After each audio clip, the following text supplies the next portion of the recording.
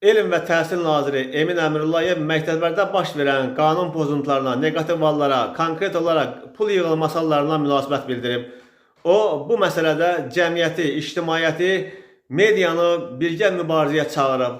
Emin Əmrullayev deyib ki, orta məktəblərdə pul yığılması halları var. Amma bütün hallarla bağlı araşdırmalar aparılıb və müvafiq tədbirlər görülüb. Bizim yanaşmamız ondan ibarətdir ki, bu məsələ həm medianın, həm də ictimaiyyətin diqqətində olmalıdır deyə nazir bildirib. O əlavə edib ki, Azərbaycanda 4400 məktəb, 1600 bağça fəaliyyət göstərir. Qanun pozuntularına, cəza verilməsi hallarına münasibət bildirən nazir qeyd edib ki, Elm və Təhsil Nazirliyi hüquq mühafizə orqanı deyil.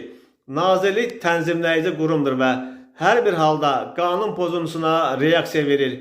Mənə elə gəlir ki, məktəblərdə qanun pozuntuları o vaxta qədər davam edəcək ki, nə vaxt bizim cəmiyyət anlayacaq ki, bu davranış qəbul edilməzdir. Yəni, biz bu prosesi hamı ilə birlikdə etməliyik ki, məktəb daxili qaydalara hamı əməl etsin deyə nazir bildirib. Yəni, göründüyü kimi, nazir təkcə nazirliyin bu məsələyə qarşı mübarizənin nazirliyin işi olmadığını və bütövlükdə media, cəmiyyət, ictimaiyyət, yəni hamılıqla birlikdə bu qanun pozuntularına, bu pul yığılması hallarına qarşı mübarizəyə səsləyir nazir.